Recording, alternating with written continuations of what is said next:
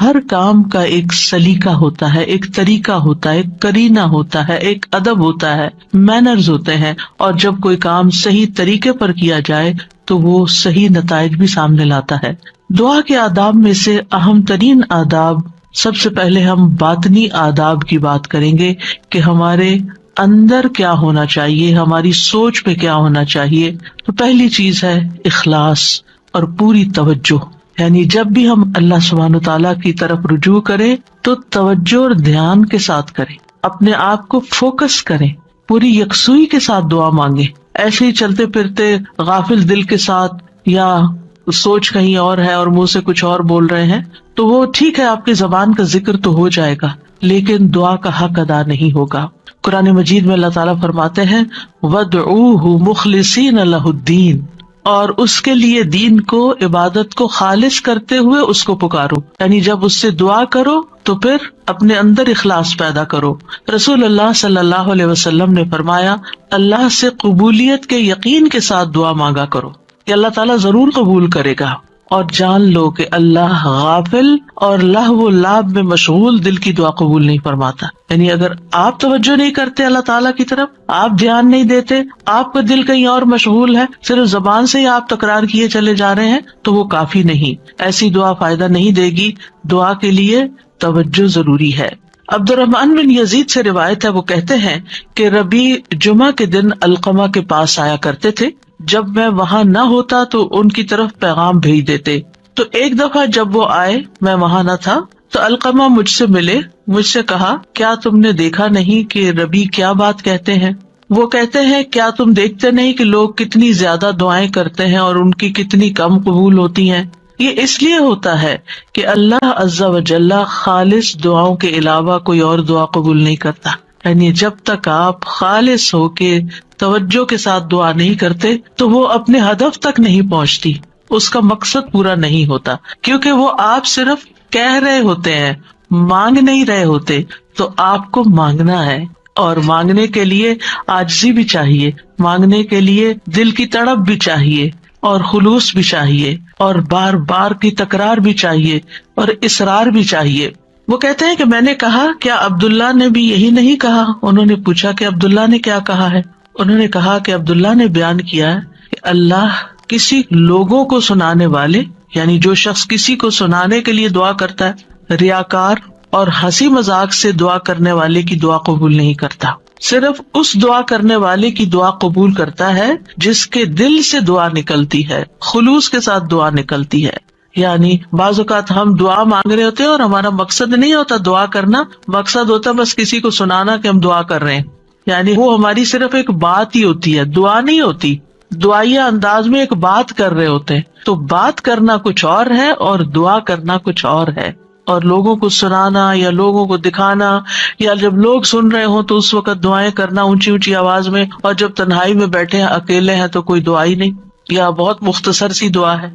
تو باطنی آداب میں سے کیا ہے کہ جب ہم اکیلے ہوں، تنہائی میں ہوں، پھر ہم اللہ سے کیا باتیں کرتے ہیں، کتنی توجہ کے ساتھ بات کرتے ہیں۔ دوسری بات یہ ہے کہ سچے دل سے دعا کرنا۔ امام احمد بن حنبل رحمہ اللہ سے کہا گیا کہ ہمارے اور رحمان کے عرش کے درمیان کتنا فاصلہ ہے؟ سوال کیا کسی نے، یعنی کتنا فاصلہ یہاں سے عرش تک کا؟ انہوں نے کہا سچے دل سے سچی دعا کرنا، یعنی جب آپ سچے دل سے سچی دعا کرتے ہیں تو آپ کی دعا عرش تک جا پہنچتی، رب العالمین تک پہنچ جاتی ہے۔ بس اتنا ہی فاصلہ ہے۔ انی قریب، اللہ تعالیٰ قریب ہے، دور نہیں ہے، اسی لیے وہ سنتا ہے ہماری۔ سبحان اللہ، اللہ تعالیٰ عرش پر ہوتے ہوئے ہمارے دلوں کے حال جانتے ہیں، اور ہماری چپکے چپکے کی ہوئی باتیں اور دعائیں اور آہیں اور پکار وہ سب بھی سنتے ہیں۔ پھر قبولیت کے یقین کے ساتھ دعا کرنا۔ نبی صلی اللہ علیہ وسلم نے فرمایا تم میں سے کوئی شخص اس طرح دعا نہ کرے کہ اے اللہ اگر تو چاہے تو میری بخشش کر دے، اگر تو چاہے تو مجھ پر رحم کر دے، اگر تو چاہے تو مجھے روزی دے دے۔ نہیں، بلکہ پختگی کے ساتھ سوال کرنا چاہیے، کیونکہ اللہ جو چاہتا ہے کرتا ہے، اللہ پہ کوئی جبر کرنے والا نہیں۔ تو پکی پکی دعا کرے کہ اللہ تعالیٰ یہ چاہیے، ایسا ہی چاہیے، اصرار کے ساتھ، تکرار کے ساتھ، خلوص کے ساتھ۔ اور پھر قبولیت دعا کے بارے میں پریشان نہ ہو کہ ہم نے تو خلوص بھی اور تکرار، اصرار سب کچھ کر لیا، پھر بھی ہماری دعا قبول نہیں ہوئی. عمر بن خطاب کہتے ہیں میں دعا کی قبولیت کے بارے میں پریشان نہیں ہوتا بلکہ میں دعا کے بارے میں پریشان ہوتا ہوں. تو جب تمہارے دل میں دعا مانگنے کا خیال ڈال دیا جاتا ہے کہ مانگو تو دعا کی قبولیت اس کے ساتھ ہی ہوتی ہے، یعنی قبولیت بھی ساتھ ہی آ جاتی ہے. تو اس لیے قبولیت ہو جائے گی اگر تم نے مانگ لیا، اپنا فرض پورا کر لیا. پھر یہ کہ خشوع و خضوع اور عاجزی کے ساتھ دعا کرنی چاہیے، یعنی دل کو حاضر کر کے اللہ سبحانہ تعالیٰ کے سامنے اپنی بندگی کا اظہار کر کے کہ میں کچھ نہیں ہوں، میں بہت کمزور انسان ہوں، میں فقیر ہوں، تو بادشاہ ہے، میرے ہاتھ میں کچھ نہیں، ہر چیز کا مالک تو ہے.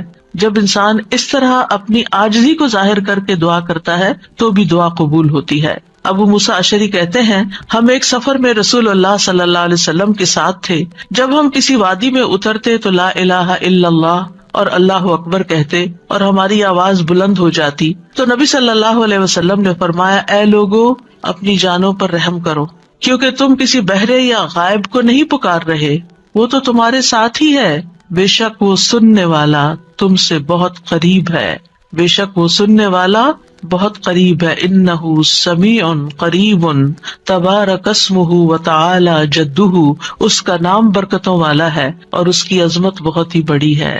پھر یہ کہ اپنی بے بسی اور اللہ تعالیٰ کی نعمتوں کا اقرار کرتے ہوئے دعا کرنا. ہمیں زکریا علیہ السلام کے بارے میں پتہ چلتا ہے قرآن مجید سے کہ انہوں نے کہا قال رب انی وہن العظم منی واشتعل الرأس شیبا ولم اکن بدعائک رب شقیا. اے رب میری ہڈیاں کمزور ہو گئی ہیں، میرا سر بڑھاپے سے بھڑک اٹھا ہے، بال سفید ہو گئے ہیں، اور اے میرے رب میں تجھ سے مانگ کر کبھی نامراد نہیں ہوا، یعنی میرے اینڈ پر کوئی چیز کام نہیں کر رہی لیکن تیرے اینڈ پہ سب کچھ کام کرتا ہے، لہذا میں ابھی بھی مایوس نہیں ہوں.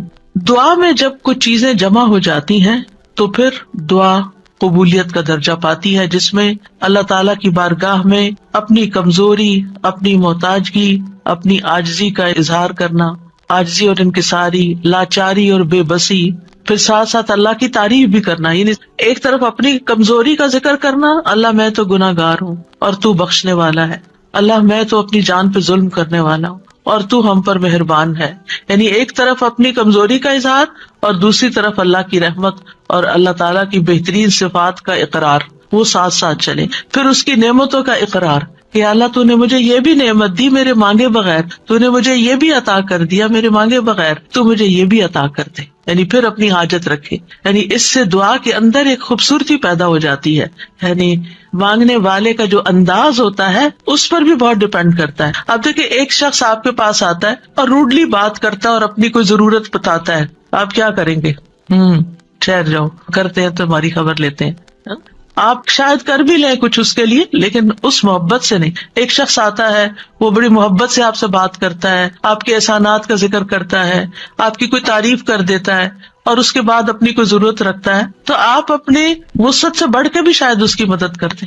تو جب بندے اور بندے کے بیچ میں یہ معاملہ ہے تو جو اصل بادشاہ ہے اس کا کتنا حق بنتا ہے کہ ہم اس کی نعمتوں کا اقرار کریں، اس کی تعریف کریں اور سچے دل سے اس کی حمد و ثنا بیان کریں.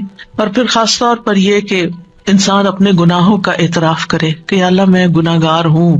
ایک تو ہوتا نا جو اوپر اوپر سے ہم کہتے رہتے ہیں ہم تو بڑے گناہ گار ہیں، وہ والا گناہ گار نہیں، جو اصلی والا اپنے کسی گناہ کو یاد کر لیں کہ اللہ مجھ سے یہ بھی زیادتی ہوئی ہے، میرے منہ سے یہ لفظ نکل گئے تھے، فلاں شخص کو میں نے ہرٹ کر دیا تھا، یا اللہ میری نماز لیٹ ہو گئی تھی، مجھے قرآن بھی صحیح نہیں پڑھنا آتا، میں نے پتہ نہیں اور کون سی غلطیاں کی ہیں جو مجھ سے زیادہ تو جانتا ہے، میں تو کر کے بھی بھول چکی ہوں لیکن تو معاف کرنے والا ہے. حضرت سلیمان علیہ السلام نے کیا کیا تھا؟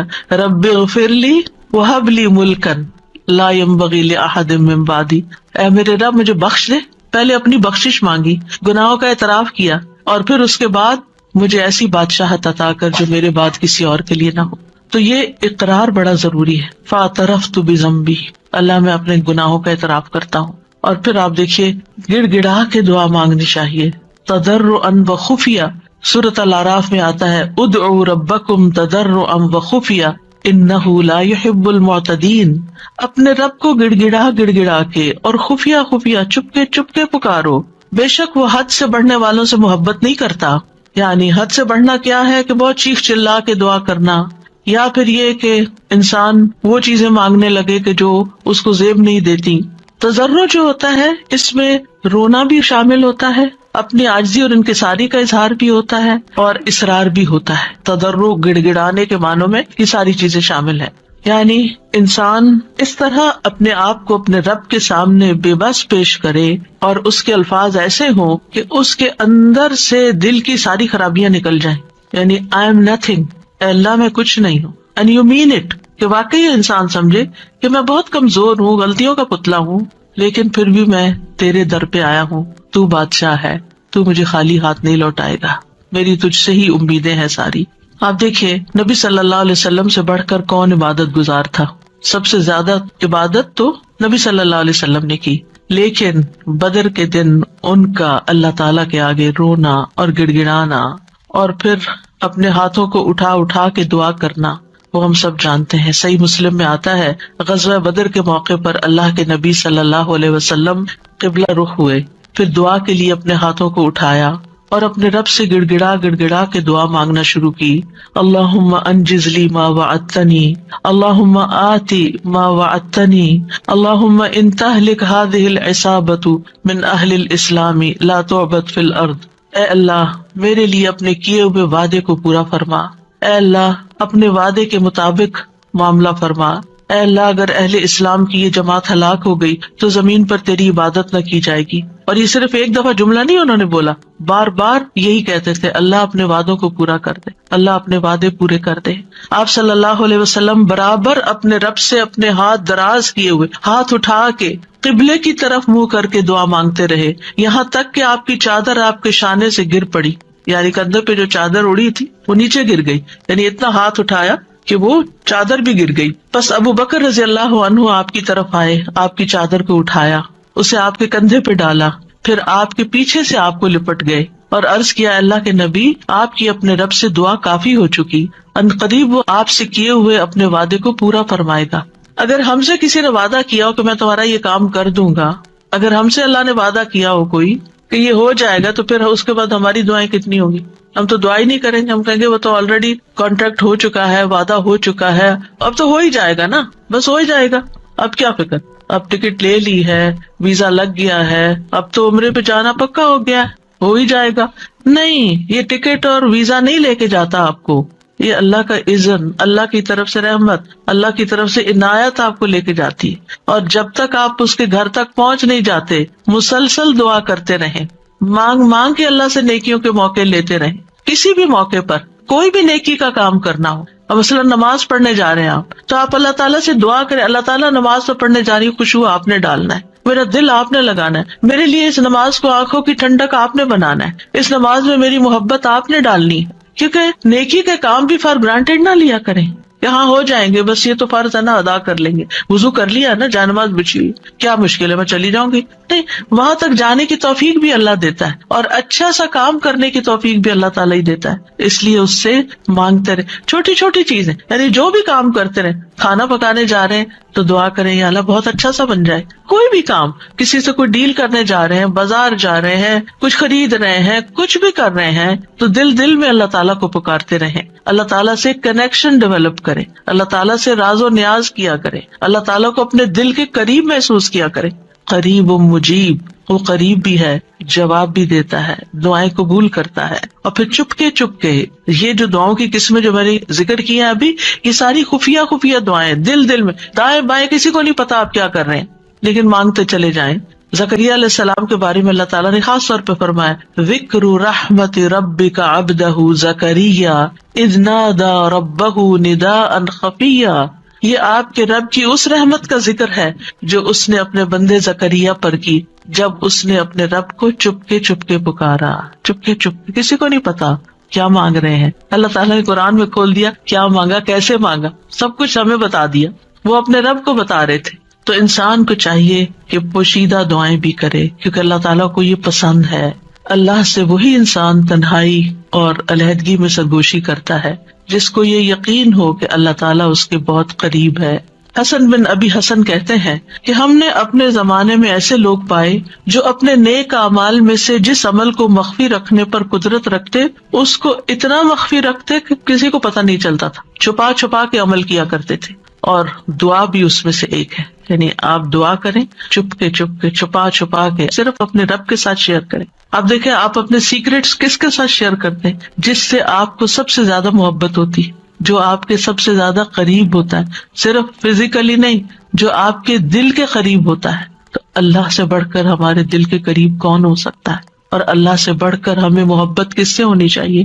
سب سے زیادہ محبت بھی اسی سے، اور سب سے زیادہ قربت کا احساس بھی اسی کے ساتھ، اور پھر سب سے زیادہ راز و نیاز بھی اسی کے ساتھ، مناجات بھی اسی کے ساتھ. تو جب انسان چپ کے دعا کرتا ہے تو اس کے بہت سے فائدے ہوتے ہیں. ایک تو انسان کے ایمان میں اضافہ ہوتا ہے کہ اللہ تعالیٰ خفیہ دعا سنتا ہے. دوسرا یہ ہے کہ اللہ سبحانہ وتعالیٰ رب کائنات ہے، بادشاہ ہے. کسی بادشاہ کے دربار میں جا کے آپ کیسے بات کرتے ہیں؟ کس ٹون کے ساتھ، کتنا لاؤڈ؟ کبھی کسی کو دیکھا کہ کسی ڈگنیٹری کے پاس جا کے چیخ چلا کے بات کر رہا ہو؟ اللہ سبحانہ وتعالیٰ کے سامنے تو ہمارا ادب اور احترام اور بھی زیادہ ہونا چاہیے. یعنی اللہ سے محبت کا مطلب یہ نہیں کہ ہم پھر اللہ تعالیٰ سے ایسے باتیں کریں جیسے کسی بچے سے باتیں کر رہے ہیں، جیسے اپنے بچوں سے لاڈ کر رہے تھے، ایسے تھوڑی. ادب، احترام. پھر آپ دیکھیے کہ جب انسان چپ کے اور ادب احترام کے ساتھ بات کرتا ہے تو اس میں اخلاص بھی زیادہ ممکن ہوتا ہے. تو یہ چند آداب تھے، باطنی آداب. اب ظاہری آداب. ظاہری آداب میں آپ دعا تو کبھی بھی کہیں بھی مانگ سکتے ہیں، وضو ہو یا نہ ہو. لیکن اگر آپ کی کوئی خاص دعا ہے، کوئی خاص حاجت ہے، کوئی خاص بات ہے، تو پھر آپ باوضو ہو کے، پاک صاف ہو کے اللہ تعالیٰ کے حضور فارملی بیٹھ کے نماز پڑھ کے پھر خاص طرح دعا کریں. یعنی یہ مستحب عمل ہے، فرض نہیں ہے، لازم نہیں ہے. کیونکہ آپ دیکھیے کہ جب انسان باوضو ہوتا ہے نا تو اس کی کیفیت اور ہوتی ہے. تو اس اچھی کیفیت کے ساتھ آپ جب مانگتے ہیں تو قبولیت کے زیادہ امکانات ہوتے ہیں. لیکن اگر کوئی وضو نہ کر سکے کوئی حرج نہیں. ابو عامر رضی اللہ عنہ جب شہید ہوئے تو ابو موسیٰ اشعری رضی اللہ عنہ نے آ کر نبی صلی اللہ علیہ وسلم کو خبر دی اور کہا کہ ابو عامر نے کہا تھا کہ آپ صلی اللہ علیہ وسلم کے پاس جا کر کہنا کہ میرے لیے استغفار کریں. تو اب وہ شہید ہو چکے ہیں. آپ نے پانی طلب کیا، وضو فرمایا، پھر اپنے ہاتھ اٹھا کر دعا کی، اے اللہ ابو عامر کی مغفرت فرما. کیا ہمیں اگر کوئی دعا کے لیے کہتا ہے، ہم نے بھی کبھی ایسا اہتمام کیا؟ پھر ہم اپنی اور رسول اللہ صلی اللہ علیہ وسلم کی امت کے لیے جو خیر خواہی ہے اس کا فرق دیکھ لیں کہ کوئی اگر ہمیں کہتا ہے کہ ہمارے لیے دعا کر دیں تو ہم اس کو الٹا بوجھ سمجھ لیتے ہیں. اور اس حدیث سے یہ بھی پتہ چلتا ہے کہ کسی کو اپنی بخشش کی دعا کے لیے کہنے میں کوئی حرج نہیں، اور خاص طور پر اپنے قریبی دوستوں اور اپنے بچوں کو یہ وصیت بھی کرنی چاہیے کہ خصوصاً مرنے کے بعد ہماری بخشش کی دعا ضرور کریں. سب سے بہترین تحفہ جو ہم کسی میت کو بھیج سکتے ہیں وہ اس کے لیے دل سے کی ہوئی بخشش کی دعا ہے. آج کل تو بس ایک رواج چل پڑا ہے کہ کوئی فوت ہوتا ہے گروپ میں ڈال دیتے ہیں اور سارے اٹھا کے کٹ پیسٹ کر کے دعائیں پیسٹ کرتے جاتے ہیں اور فارغ ہو جاتے ہیں، اور بیٹھ کے آرام سے سکون سے توجہ سے دعا نہیں کرتے کہ جانے والے کو اس وقت پتہ نہیں کیسی ضرورت ہوگی ہماری دعا کی. تو ہمارے خلوص کا یہ تقاضا ہے کہ ہم اپنے پیاروں کے لیے بہت اہتمام کے ساتھ دعا کریں کہ ہم دنیا میں ہوں یا نہ ہوں. اور خصوصاً جب والدین چلے جائیں دنیا سے تو وہ اور زیادہ ہماری دعاؤں کے محتاج ہو جاتے ہیں. پھر اسی طرح دعا کرتے وقت قبلہ رخ ہو جانا افضل ہے، یہ بھی مستحب ہے. نہ ہو کوئی بات نہیں، کسی بھی جگہ کسی بھی طرف رخ کر کے آپ دعا کر سکتے ہیں. نبی صلی اللہ علیہ وسلم نے ایک جمعہ کے دن بارش کی دعا مانگی تھی. اس وقت آپ کا چہرہ مشرق کی طرف تھا، قبلے کی طرف نہیں، کیونکہ آپ جمعے کا خطبہ دے رہے تھے. تو جمعے کے خطبے میں پھر اپوزٹ ڈائریکشن پہ انسان کھڑا ہوتا ہے، تو آپ نے دیر اینڈ دین دعا مانگ لی. لیکن اوور آل آپ دیکھیے کہ جب آپ عبادت کے وقت قبلہ رخ ہو کے بیٹھتے ہیں تو اس سے ایک پازیٹیو انرجی آپ کے اندر سے آتی ہے، آپ کو ایک فیلنگ آتی ہے، آپ کا فوکس بڑھ جاتا ہے. قبلہ ہے بھی کس لیے؟ ایک فوکس کے لیے نا، آرگنائز کرنے کے لیے نمازوں کو، کہ پوری دنیا کے جو نمازی ہیں وہ ایک ہی طرف رخ رکھے. اور اسی لیے آپ دیکھیں کہ جب ہم حرم شریف جاتے ہیں، کعبہ کے پاس جاتے ہیں، تو کتنی پازیٹیو انرجی لے کر آتے ہیں. ہماری سوچیں، ہمارے خیال، ہمیں سارے غم بھول جاتے ہیں، ساری پریشانیاں دور ہو جاتی ہیں، اور ایک اور خاص طرح کی انرجی ہمارے اندر آ جاتی ہے. تو اس لیے بہتر ہے کہ قبلے کی طرف منہ کر لے، نہیں ہے تو کوئی بات نہیں۔ علی بن ابی طالب سے روایت ہے، ایک مرتبہ ہم رسول اللہ صلی اللہ علیہ وسلم کے ساتھ سفر پر روانہ ہوئے۔ جب ہم ہرہ میں اس سیراب کی ہوئی زمین پر پہنچے جو سعد بن ابی وقاص کی ملکیت میں تھی، تو رسول اللہ صلی اللہ علیہ وسلم نے فرمایا میرے لیے وضو کا پانی لاؤ۔ جب نبی صلی اللہ علیہ وسلم وضو کر چکے تو قبلہ رخ ہو کر کھڑے ہو گئے، اللہ اکبر کہہ کے فرمایا، اے اللہ، ابراہیم جو تیرے بندے اور تیرے خلیل تھے، انہوں نے اہل مکہ کے لیے برکت کی دعا کی تھی، اور میں محمد تیرا بندہ اور تیرا رسول ہوں صلی اللہ علیہ وسلم۔ میں تجھ سے اہل مدینہ کے حق میں دعا مانگتا ہوں کہ اہل مدینہ کے مد اور سا میں اہل مکہ کی نسبت دگنی برکت عطا فرما دے۔ مد اور سا پیمانے ہیں جن سے ناپ کے تول کی چیزیں دی جاتی تھی، اسکیلز ہیں۔ تو کس طرح نبی صلی اللہ علیہ وسلم نے اہتمام کے ساتھ دعا مانگی، اور ابراہیم علیہ السلام کی پریکٹس کو سامنے رکھتے ہوئے، اس کا ایک طرح سے واسطہ دیتے ہوئے کہ آپ نے ان کی دعا بھی سنی تھی، مدینہ والوں کے لیے میری دعا سنیں، اور آپ اس برکت کو محسوس کرتے ہیں جب آپ وہاں جاتے ہیں۔ یہاں اس حدیث سے کیا پتہ چلتا ہے کہ آپ نے دعا کے لیے وضو بھی کیا اور دعا کے لیے قبلہ رخ بھی ہوئے، یعنی دونوں کام کی توجہ اور فوکس، اور ایک ادب کے تقاضے کے تحت۔ ضروری نہیں کہ ہر وقت کیا جائے، لیکن کیونکہ اس وقت آپ نے نماز نہیں پڑھائی کوئی، خالی دعا کے لیے آپ نے یہ اہتمام کیا۔ پھر اسی طرح یہ کہ ہاتھ پھیلا کے، ہاتھ اٹھا کے دعا کرنی چاہیے۔ رسول اللہ صلی اللہ علیہ وسلم نے فرمایا، بے شک تمہارا رب تبارک و تعالی بڑی شرم والا اور بڑے کرم والا ہے، اس کو اس بات سے شرم آتی ہے کہ اس کا کوئی بندہ اس کے آگے ہاتھ پھیلائے اور وہ ان کو خالی لوٹا دے، یعنی آپ ہاتھ کرتے آگے تو خالی نہیں لوٹاتا، وہ آپ کو عطا کرتا ہے۔ اچھا، بعض لوگ تو کیا کرتے ہیں، ایسے مٹھیاں بند کر کے ایک مٹھی کے نیچے دوسرا ہاتھ، اتفاق سے نظر پڑ جاتی ہے، کچھ لوگ نماز کے بعد ایسے بیٹھے ہوتے ہیں اور دعا کر رہے ہوتے ہیں، کچھ لوگ تو یہ ہے کہ ہاتھ اٹھاتے ہیں تو بس اس طرح ڈھیلے ڈھالے سے چھوڑ دیتے ہیں۔ تو کم از کم اتنے تو اٹھائیں کہ آپ کی بازو کو محسوس ہو کہ آپ کے ہاتھ اٹھے ہوئے ہیں، اور اوپر تو آپ جتنا چاہیں پھر لے جائیں۔ پھر اسی طرح ایک اور روایت میں ہے، رسول اللہ صلی اللہ علیہ وسلم نے فرمایا، جب تم اللہ سے سوال کرو تو اپنے ہاتھوں کی ہتھیلیوں کے ساتھ مانگا کرو، ہاتھ پھیلایا کرو، ہاتھوں کی پشت سے نہیں مانگو، الٹے ہاتھ سے نہیں دعا کرنی کہ آپ کے ہاتھ نیچے کی طرف ہو، یعنی ہتھیلی اندر ہو، جیسے کوئی چیز کسی سے مانگتے ہیں یہ لیتے، ایسے لینے والے انداز میں۔ پھر اسی طرح حمد و ثنا اور درود پڑھ کر دعا کرنی چاہیے۔ دعا مانگنے سے پہلے اللہ تعالیٰ کی خوب حمد و ثنا، تعریف، اور اللہ تعالیٰ کی تسبیح اور اللہ تعالیٰ کی بڑائی بیان کرنی چاہیے، اور اللہ تعالیٰ کے اچھے اچھے ناموں کا واسطہ دے کر اللہ سے دعا کرنی چاہیے۔ پھر نبی صلی اللہ علیہ وسلم پر درود بھیج کر اللہ تعالیٰ سے سوال کرنا چاہیے۔ ابن مسعود کہتے ہیں، جب کوئی آدمی اللہ سے سوال کرنے کا ارادہ کرے تو پہلے وہ اللہ کی ایسی حمد و ثنا بیان کرے جو اس کے لائق ہے، پھر نبی صلی اللہ علیہ وسلم پر درود بھیجے، اس کے بعد دعا کرے۔ اس طرح ممکن ہے کہ وہ کامیاب ہو جائے، یعنی اپنی مطلوبہ چیز پا لے۔ پھر اسی طرح یہ ہے کہ جامع دعائیں کرنی چاہیے، کمپریہنسو۔ حضرت عائشہ کہتی ہیں کہ رسول اللہ صلی اللہ علیہ وسلم جامع دعا پسند فرماتے اور اس کے علاوہ کو چھوڑ دیتے، بہت لمبی نہیں کرتے تھے، مختصر، یعنی بہت لمبی دعا اور بہت ڈیٹیل میں جانے کی بجائے جامع کلام اور اچھے کلمات کا انتخاب کیا جائے جس سے اللہ تعالیٰ کی رحمت ہماری طرف آئے۔ اچھے الفاظ کا جو چناؤ ہے، اس کے بارے میں خطابی کہتے ہیں کہ انسان کو چاہیے کہ اپنی دعا کے لیے اور اپنے رب کی تعریف کے لیے اچھے الفاظ اور عمدہ کلمات کا انتخاب کرے، اور ان کلمات کا انتخاب کرے جن کے اندر یعنی تھوڑے لفظوں میں میننگ زیادہ ہو۔ جامع کا مطلب یہی ہوتا ہے، کیونکہ یہ بندے کی مناجات ہے، یعنی بندے کی سرگوشیاں ہیں اس ہستی کے لیے جو سب سرداروں کا سردار ہے، کوئی اس جیسا نہیں، کوئی اس کے مشابہ نہیں۔ آپ دیکھیے کہ جب آپ کسی ایسے شخص کو کچھ نوٹ بھیجتے ہیں، چاہے وائس نوٹ ہو چاہے لکھ کر بھیجیں، جس کا آپ احترام کرتے ہوں، جس کو کوئی اہمیت دیتے ہوں، تو آپ کس طرح بات کرتے ہیں، کون سے الفاظ استعمال کرتے ہیں؟ سب سے اچھے الفاظ استعمال کرتے ہیں، خوبصورت انداز میں بات کرتے ہیں، اور اگر آپ کو اپنی بات پسند نہ آئے تو آپ کیا کرتے ہیں؟ میسج ڈیلیٹ کرتے، تو یہ ٹھیک نہیں ہے، دوبارہ کرتے ہیں، اور ایسے انداز میں بات کرتے کہ دوسرے کو سمجھ آ جائے۔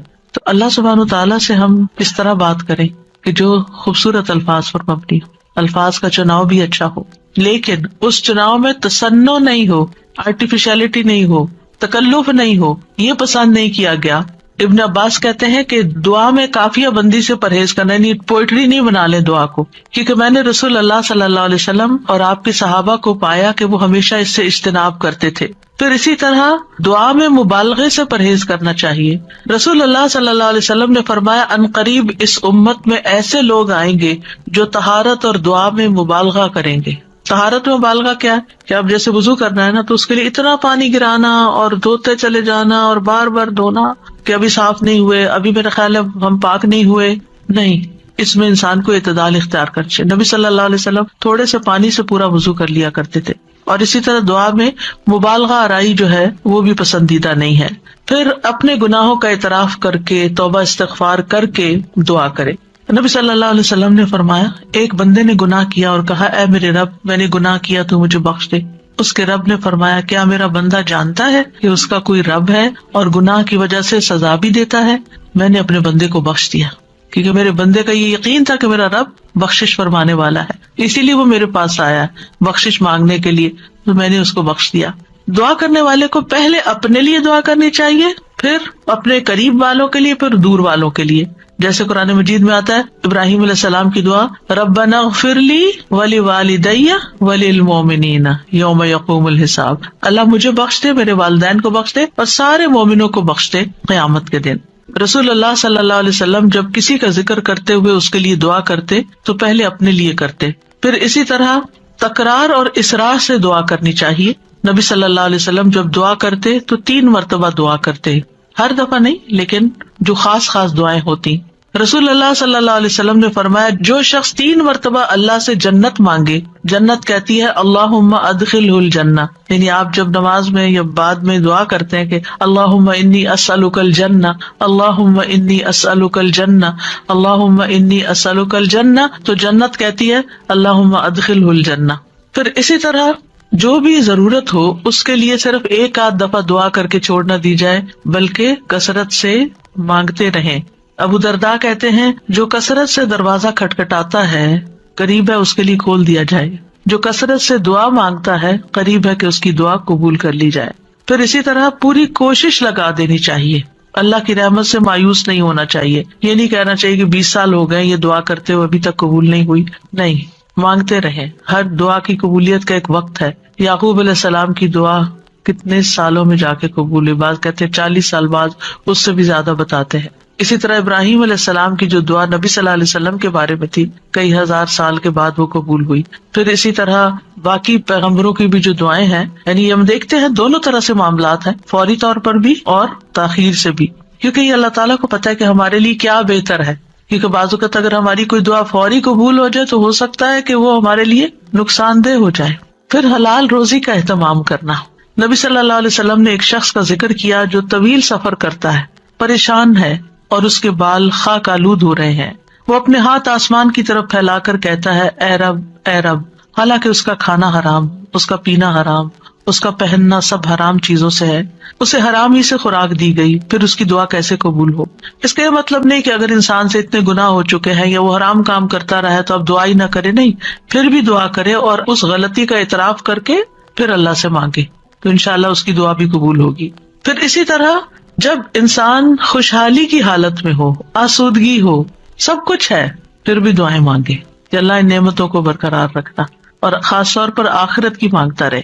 رسول اللہ صلی اللہ علیہ وسلم نے فرمایا جو شخص چاہتا ہو کہ اللہ خوشی اور غم کے وقت اس کی دعا قبول کر لے تو اسے چاہیے کہ وہ خوشحالی اور آسودگی میں بکثرت دعا کرے۔ پھر یہ ہے کہ بد دعا نہ کی جائے، نہ اپنے لیے نہ اپنے اہل و عیال کے لیے۔ وہ آتا ہے نا کہ وَيَدْعُ الْإِنسَانُ بِالشَّرِّ دُعَاءَهُ بِالْخَيْرِ وَكَانَ الْإِنسَانُ عَجُولًا، اور انسان برائی کی اسی طرح دعا کرتا ہے جیسے وہ بھلائی کی دعا کرتا ہے، یعنی بد دعا کر لیتا ہے اپنے لیے، اور انسان بہت جلد باز ہے۔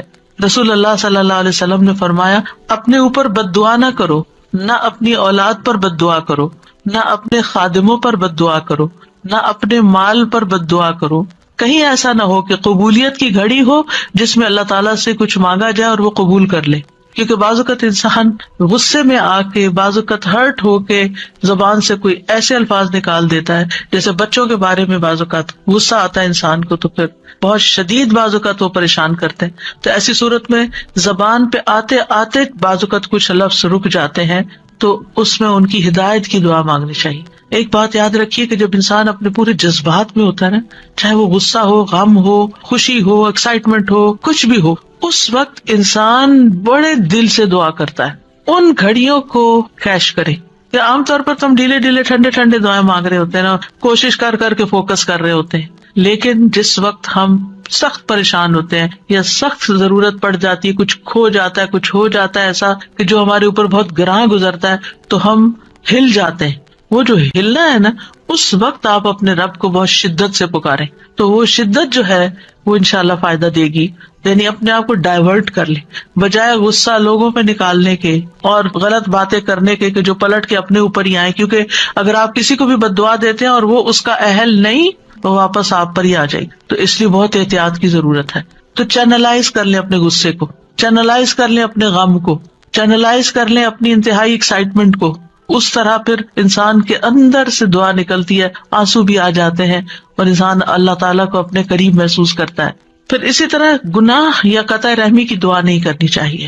یعنی گناہ تو یہ ہے کہ انسان کسی غلط کام کا سودا کر رہا ہے اور اس کے لیے دعا کرے اور آپ سے بھی کہے کہ آپ دعا کریں، حالانکہ وہ غلط کام کرنے جا رہا ہے، تو اس کے لیے دعا نہیں کرنی چاہیے. دوسرا یہ ہے کہ قطع رحمی نہ ہو. قطع رحمی کیا ہوتی ہے کہ مثلاً کوئی کہے اپنے کسی بچے کے بارے میں کہ یا اللہ اس کو میری آنکھوں سے دور کر دے، اس قسم کی دعائیں نہیں کرنی چاہیے. یہ بددعا میں شامل ہو جاتی ہے.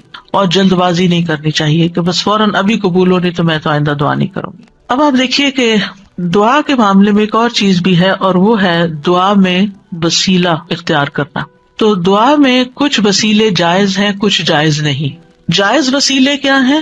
نمبر 1، اسماء حسنہ کو وسیلہ بنا کے دعا کرنا. قرآن مجید میں آتا ہے وَلِلَّهِ الْأَسْمَاءُ الْحُسْنَى فَادْعُوهُ بِهَا، اور سب اچھے نام اللہ ہی کے ہیں، سو اسے ان کے ساتھ پکارو، اچھے ناموں کے ساتھ. مثلا ہم یہ کہیں کہ یا حی یا قیوم برحمتک استغیث. اب یہاں اللہ کے ناموں کو وسیلہ بنایا اور رحمت مانگی. یا ذا الجلال والاکرام، یا من بیدہ ملکوت السماوات والارض، یا رب ربنا، یا رب العالمین، یا ارحم الراحمین، یا اللہ یا رحمان یا رحیم، یا اللہ یا کریم، یا وہاب. رزق مانگنا تو یا رزاق. اس طرح اللہ تعالیٰ کے ناموں کو وسیلہ بنا کے آپ دعا کر سکتے ہیں. کچھ تو وہ نام ہیں جن میں اسم اعظم بھی ہے، اور نبی صلی اللہ علیہ وسلم نے ان ناموں کے ساتھ دعا کی ہے جو مشہور یا حی یا قیوم وغیرہ. لیکن یہ ہے کہ چونکہ ایک عمومی ہدایت ہے کہ اللہ کے ناموں کے ساتھ دعا کی جائے، تو کسی بھی نام کو جو آپ کو بہت اچھا لگتا ہے، اللہ تعالیٰ کی کوئی بھی پیاری صفت، اس کے ساتھ اللہ کو پکار کے آپ اللہ تعالیٰ سے دعا کریں. کیونکہ یہ بھی ایک محبت کا اظہار ہوتا ہے نا، جس سے آپ محبت کرتے ہیں اس کے آپ ہر نام سے ہی پیار کرتے ہیں، بلکہ نئے نئے نام رکھتے رہتے ہیں. یا قریب یا مجیب بھی کہہ سکتے ہیں. پھر فرشتے بھی آپ دیکھیں کہ اللہ کے ناموں کو وسیلہ بنا کر دعا کرتے ہیں. الذین یحملون العرش ومن حولہ یسبحون بحمد ربہم ویؤمنون بہ ویستغفرون للذین آمنوا. کیا کہتے ہیں؟ ربنا وسعت کل شیء رحمتا وعلما. اے ہمارے رب، تو نے ہر چیز کو اپنی رحمت اور علم سے گھیر رکھا ہے. تو یہ اللہ کے ناموں کو وسیلہ بنا رہے ہیں ایک طرح سے. اس کے بعد کہتے ہیں فاغفر للذین تابوا، اللہ جو توبہ کرتے ہیں، واتبعوا سبیلک، تیرے رستے پہ چلتے ہیں، ان کو بخش دے. وقہم عذاب الجحیم، اور انہیں جہنم کے عذاب سے بچا لے. انبیاء علیہ السلام بھی اللہ کے ناموں کا وسیلہ اختیار کرتے ہیں. حضرت سلیمان نے عرض کیا تھا قال رب اغفر لی وہب لی ملکا لا ينبغی لأحد من بعدی انک انت الوہاب. تو بہت عطا کرنے والا ہے، تو مجھے بھی عطا کر. پھر اسی طرح یوسف علیہ السلام نے دعا کی تھی رب قد آتیتنی من الملک وعلمتنی من تأویل الاحادیث فاطر السماوات والارض انت ولی فی الدنیا والآخرہ توفنی مسلما والحقنی بالصالحین. تو یہاں پر فاطر السماوات والارض یہ اللہ تعالیٰ کے نام لیا گیا ہے. نبی صلی اللہ علیہ وسلم کو بھی جب کوئی مشکل پیش آتی تو آپ فرماتے یا حی یا قیوم برحمتک استغیث. اور یہ قبولیت کے اسباب میں سے ہے اللہ کے ناموں کے ساتھ دعا کرنا جو ہے. رسول اللہ صلی اللہ علیہ وسلم مسجد میں داخل ہوئے تو دیکھا گیا کہ ایک شخص نے اپنی نماز پوری کر لی اور تشہد میں بیٹھا ہے اور کہہ رہا ہے اللہم انی اسألک یا اللہ الاحد الصمد الذی لم یلد ولم یولد ولم یکن لہ کفوا احد ان تغفر لی ذنوبی انک انت الغفور الرحیم. آپ صلی اللہ علیہ وسلم نے 3 بار فرمایا اس کو بخش دیا گیا ہے. یعنی اس دعا کے ساتھ آپ دیکھیں کہ اس میں اخلاص بھی ہے نا. یا اللہ الاحد الصمد الذی لم یلد ولم یولد ولم یکن لہ کفوا احد، یہ سورۃ اخلاص کا حصہ ہے. ان تغفر لی ذنوبی، میں توحید خالص کا اقرار کر کے اپنے گناہوں کی معافی مانگتا ہوں. پھر یا ذی الجلال والاکرام کو لازم پکڑ لینا چاہیے. نبی صلی اللہ علیہ وسلم نے فرمایا ان ناموں کے ساتھ چمٹے رہو، یعنی روزانہ ان ناموں کے ساتھ اللہ تعالیٰ سے دعا کرنی چاہیے. پھر یہ کہ ادب کے ساتھ اس کی صفت بیان کرتے ہوئے دعا کرنی چاہیے. پھر رب کے وسیلے سے دعا کرنی چاہیے. یعنی ابو درداء کہتے ہیں اللہ تعالیٰ مومنوں پر رحم فرمائے، وہ مسلسل یہی کہتے رہے ربنا ربنا ربنا ربنا، یہاں تک کہ ان کی دعا قبول کر لی گئی. اپنے نیک اعمال کو وسیلہ بنا کے دعا کرنا، یعنی یہ وسیلہ دے سکتے ہیں ہم. اور اس کی دلیل وہ غار والے ہیں جو غار میں پھنس گئے تھے 3 لوگ، انہوں نے اپنے اپنے نیک عمل کو وسیلہ بنا کر دعا کی تو غار کے دروازے یا دھانے سے بھاری پتھر ہٹ گیا جو 3 لوگ مل کے بھی ہٹا نہیں پا رہے تھے. پھر اپنے ایمان لانے کو وسیلہ بنا سکتے ہیں. الذین یقولون ربنا اننا آمنا فاغفر لنا ذنوبنا وقنا عذاب النار، جو لوگ کہتے ہیں اے ہمارے رب بے شک ہم ایمان لے آئے تو ہمارے لیے ہمارے گناہوں کو بخش دے، یعنی ہمارے ایمان کی وجہ سے ہمارے گناہوں کو بخش دے اور ہمیں آگ کے عذاب سے بچا لے. پھر زندہ نیک لوگوں کی دعا کے ساتھ وسیلہ پکڑنا، یعنی ان سے دعا کروانا. نیک لوگوں میں سے اگر کوئی آدمی زندہ ہے، آپ کے والدین ہیں، سارا وقت عبادت میں لگے رہتے ہیں، کوئی غیبت چگلی نہیں کرتے ادھر ادھر، نانا نانی دادا دادی بزرگ ہو جاتے ہیں نا، یا والدین بھی بزرگ آپ کے پاس ہیں اور آپ دیکھتے کہ سارا دن یا وہ تسبیح کر رہے ہیں یا وہ قرآن پڑھ رہے ہیں یا وہ نمازیں پڑھ رہے ہیں، تو اور عمر کے اس حصے میں پہنچ گئے ہیں کہ اب وہ کوئی برا کام نہیں کرتے، تو ان سے بھی خاص دعا کروانی چاہیے. یعنی ان کے پاس جا کر کہنا آپ ہمارے لیے دعا کریں یا ان سے دعا کروائیں، تو یہ دراصل آپ ان کا وسیلہ پکڑ رہے ہیں ایک طرح سے، یہ بھی وسیلہ ہے. مثلاً آپ کہہ سکتے ہیں کہ آپ میرے لیے دعا کریں اللہ تعالیٰ مجھے بخش دے، یا اگر رزق کا معاملہ ہے تو رزق یا شفا چاہیے تو اللہ تعالیٰ سے دعا کریں اللہ تعالیٰ میری بیماری دور کر دے، یا جو بھی کوئی مسئلہ ہو. یا اسی طرح یہ کہ اگر بارش نہیں برس رہی ہے اور کوئی لوگوں کے لیے پرابلم ہو رہی ہے تو ان سے کہہ سکتے ہیں کہ وہ بھی خاص دعا کریں. حضرت عمر رضی اللہ عنہ جو تھے رسول اللہ صلی اللہ علیہ وسلم کے چچا عباس کی دعا کو انہوں نے وسیلہ بنایا تھا. انس بن مالک کہتے ہیں جب کبھی عمر رضی اللہ عنہ کے زمانے میں قحط پڑتا تو عمر رضی اللہ عنہ عباس بن عبد المطلب کے وسیلے سے دعا کرتے تھے اور فرماتے اے اللہ پہلے ہم تیرے پاس اپنے نبی کا وسیلہ لایا کرتے تھے تو پانی برساتا تھا، اب ہم اپنے نبی کے چچا کو وسیلہ بناتے ہیں تو ہم پر پانی برسا، یعنی ان سے بھی دعا کرواتے. تو انس رضی اللہ عنہ کہتے ہیں چنانچہ انہوں نے ایک دفعہ ایسے کہ تو خوب بارش برس پڑی. تو یہ جو کسی سے جا کے کہنا کہ آپ دعا کریں اس میں کوئی حرج نہیں، لیکن صرف ایک رسم بنا لینا ہر وقت دعا کے لیے کہتے رہنا، آپ دوسرے کے لیے دعا شروع کر دیں فرشتہ آمین کہے گا وہ آپ کو وہی لگ جائے گی، یعنی اس کو ایک رسم نہ بنائیں. یعنی لوگوں نے نا شدت اختیار کر لی ہے، یعنی ایکسٹریم پہ چلے گئے، یا ہر وقت یہی کہتے رہتے ہیں بس دعا کریں دعا کریں دعا کریں، یا پھر دوسری طرف کہتے کسی کو بھی نہ کہیں دعا کریں. تو یہ دونوں چیزیں ٹھیک نہیں، اعتدال میں رہیں. ایک عورت اپنے بچے کو لے کر نبی صلی اللہ علیہ وسلم کی خدمت میں حاضر ہوئی اور عرض کیا اے اللہ کے نبی اس کے حق میں اللہ سے دعا کیجیے اور میں 3 بچوں کو دفن کر چکی ہوں، یعنی اس سے پہلے میرے 3 بچے فوت ہو چکے ہیں، آپ اس کے لیے دعا کیجیے. آپ نے پوچھا تم نے 3 بچوں کو دفن کیا ہے؟ اس نے کہا ہاں. آپ نے فرمایا تم نے پھر جہنم سے ایک مضبوط بندش باندھ لی ہے، یعنی اللہ تعالیٰ تمہارے لیے ان بچوں کی وجہ سے آگ سے تمہیں بچا لے گا. تو یہ دعا کا ایک طرح سے وسیلہ بن گیا. اب کچھ وسیلے ناجائز بھی ہیں تو ان کا بھی پتہ ہونا چاہیے. ان میں سے فوت شدہ نیک آدمی کو وسیلہ بنانا اس کی ممانعت ہے. کیوں؟ اس لیے کہ وہ نہیں ہماری باتیں سنتے، وہ ہمارا حال نہیں جانتے.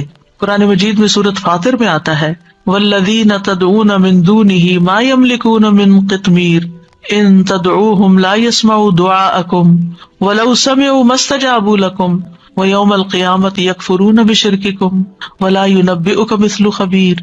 اور وہ جنہیں تم اس کے سوا پکارتے ہو وہ کھجور کی گٹلی کے چھلکے کے مالک بھی نہیں ہے. کتنی باریک سی، آپ رمضان آ رہا ہے نا تو کھجوریں کھائیں گے تو وہ چھلکا ضرور اتار کے دیکھیں کہ کیا چیز ہو، ہاتھ سے مسل دے تو نظر بھی نہیں آتا. یعنی اللہ کے سوا کوئی اتنی چیز کا بھی اصل مالک نہیں ہے. یہ ہم مانتے ہیں ہمارے پاس جو کچھ اللہ نے ہمیں دے رکھا ہے. فرمایا اگر تم انہیں پکارو تو وہ تمہاری پکار سنتے ہی نہیں. یہ جو لوگوں نے ایک ڈھنگ بنا رکھا ہے نا، بزرگوں کی قبروں پہ جا کر ان سے کہتے ہیں آپ ہمارے لیے دعا کریں. پھر وہ فوت ہو چکے ہیں، وہ کیسے سن سکتے ہیں؟ آپ کو اگر کوئی بے ہوش کر دے تو آپ کو کوئی بات نہیں سنائی دیتی، آپ سوئے پڑے ہو تو آپ کو سنائی نہیں دیتی، تو آپ فوت ہو کے کیسے کسی کی باتیں سننا شروع ہو گئے؟ اور اگر وہ سن بھی لے تو تمہیں جواب نہیں دے سکتے. اگر وہ سن لیں، اللہ چاہے تو کسی کو بھی سنوا سکتا ہے. اور خاص طور پر جب میت کا حساب کتاب ہو رہا ہوتا ہے شروع میں، تو اس وقت وہ جوتوں کی چاپ وغیرہ سنتا ہے.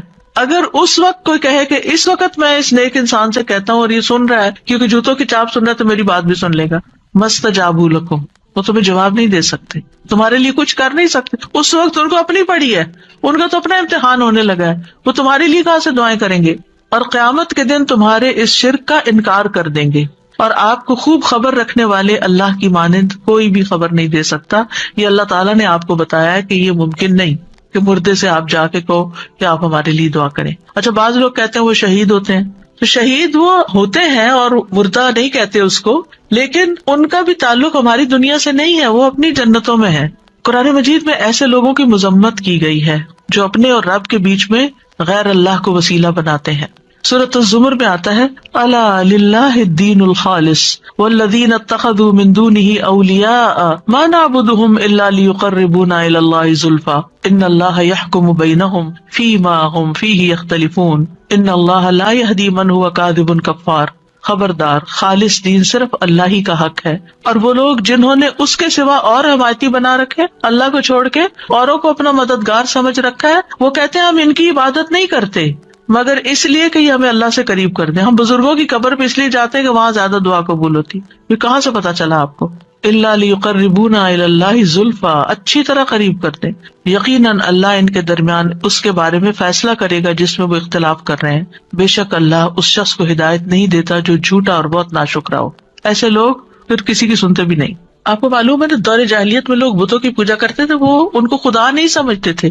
وہ کہتے تھے یہ خدا کے اوتار ہیں اور ہم یہ سمجھتے ہیں کہ ان کی سفارش سنی جاتی. اور وہ بت کن کے ہوتے تھے؟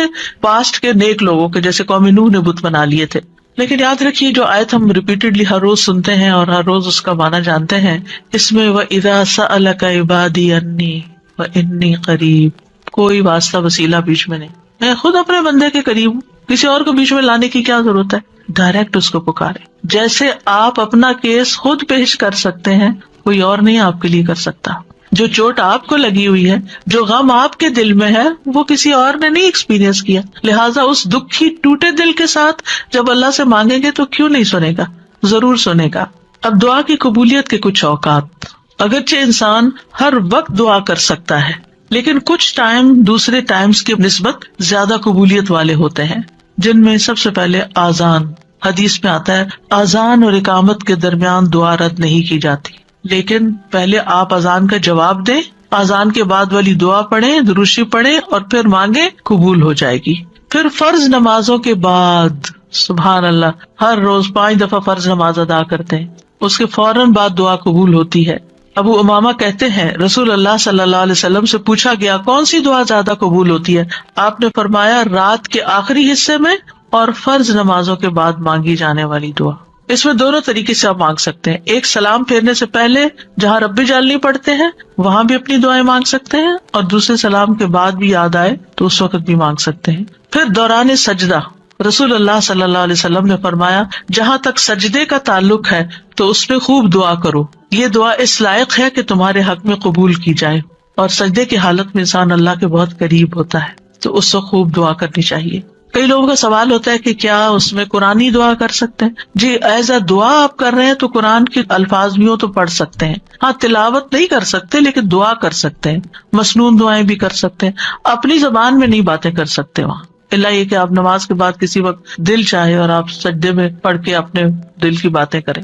پھر رات کا آخری حصہ، فجر یا اذان سے پہلے کا وقت، نبی صلی اللہ علیہ وسلم نے فرمایا تمام اوقات سے زیادہ بندہ پچھلی رات میں رب کے سب سے زیادہ قریب ہوتا ہے. بس اگر تم سے ہو سکے تو تم اس گھڑی کو یاد کرنے والوں میں سے بن جاؤ تو ضرور بن جاؤ. یعنی اس وقت تم ضرور اللہ کو یاد کرو، اس وقت دعائیں کرو. پھر جمعہ کے دن ایک خاص گھڑی، ابو ہریرہ روایت کرتے ہیں رضی اللہ عنہ کہ رسول اللہ صلی اللہ علیہ وسلم نے جمعہ کے دن کا تذکرہ کیا. آپ نے فرمایا اس میں ایک گھڑی ایسی ہے کہ کوئی مسلمان بندہ نماز پڑھتے ہوئے اللہ سے جو بھی مانگتا ہے اسے ضرور عطا کر دیا جاتا ہے.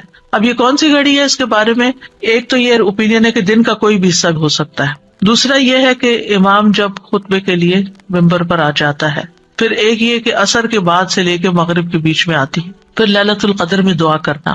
عرفہ کے دن حاجیوں کے لیے عرفہ کا دن ہم بھی کر لیں تو کیا حرج ہے، اگر ان کی سنی جا رہی ہے تو رب ہماری بھی سن رہا ہے. لیکن وہ تو چونکہ مشقت اٹھا کے وہاں پہنچے ہیں تو اس لیے وہ زیادہ قریب ہے. نبی صلی اللہ علیہ وسلم نے فرمایا بہترین دعا وہ ہے جو عرفہ کے دن مانگی جائے. حضرت عائشہ کہتی ہے کہ رسول اللہ صلی اللہ علیہ وسلم نے فرمایا اللہ عرفہ کے دن سے زیادہ کسی دن اپنے بندوں کو آگ سے آزاد نہیں کرتا اور اللہ اپنے بندوں کے قریب ہوتا ہے.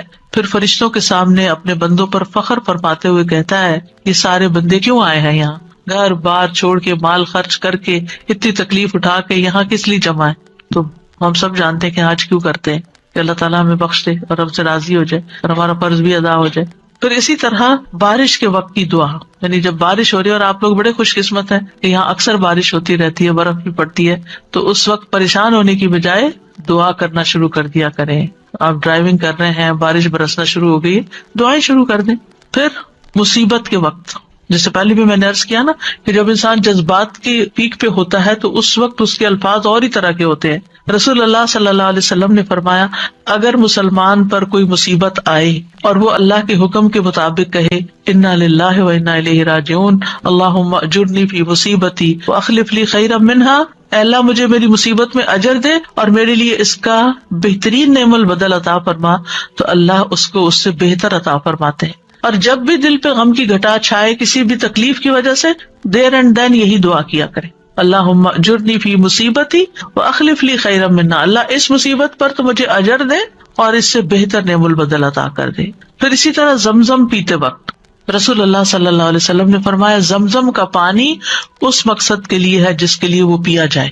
پھر تلاوت قرآن کے بعد کی دعا. پھر مرغ کی آواز سنتے وقت، کیونکہ اس وقت وہ فرشتے کو دیکھ رہا ہوتا ہے. پھر مریض اور میت کے پاس رسول اللہ صلی اللہ علیہ وسلم نے فرمایا جب تم مریض یا میت کے پاس جاؤ تو اچھی بات کہا کرو، کیونکہ فرشتے تمہاری بات پر آمین کہیں گے، یعنی اس وقت دعائیں کرنی چاہیے. ام سلمہ کہتی ہیں کہ رسول اللہ صلی اللہ علیہ وسلم ابو سلمہ جو ان کے ہسبینڈ تھے ان کی میت پر تشریف لائے. ان کی آنکھیں کھلی رہ گئی تھی، آپ نے انہیں بند کیا اور فرمایا جب روح قبض ہو جاتی ہے تو آنکھیں اس کا پیچھا کرتی ہیں، یعنی روح جب لے کے جاتے ہیں فرشتے تو آنکھیں پیچھے پیچھے دیکھتی ہیں. اس کا جسم کا ایک حصہ چلا گیا یعنی اس کی روح چلی گئی تو اس کو کیا کرنا چاہیے، آنکھیں بند کر. اور ویسے بھی آپ دیکھیں اگر باڈی اکڑ